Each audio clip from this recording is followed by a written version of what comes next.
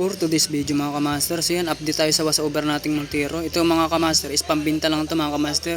Kahit pambinta yan mga kamaster, andyan pa rin yung ating quality mga kamaster. Ayan. So hindi natin tinipid ang materialis yan mga kamaster. So ginamit natin dyan paint, Nissan pa rin mga kamaster. At least quality pa rin yung gawa natin mga kamaster kahit pambinta.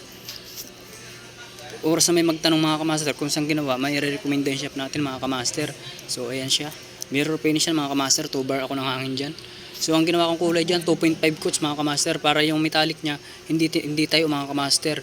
Kung mapapansin nyo yung metallic nya, dapan-dapa mga kamaster. So ganun ako magbuga mga kamaster. Yun yung diskarte ko. Compromise pa rin sa diskarte nyo mga kamaster kung paano ko magbuga.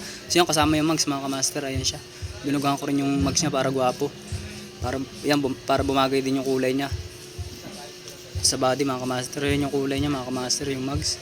Binugahan natin para ayos yung tindig mga kamaster. Iniba naman natin yung kulay, maiba naman mga kamaster. Ayan, so yan mga kamaster. So ito na nung natapos mga kamaster, hindi ko na na-videohan, picture na lang mga kamaster. Ayan na siya nung natapos natin siya. So successful yung may-ari mga kamaster, para wala daw nangyari mga kamaster.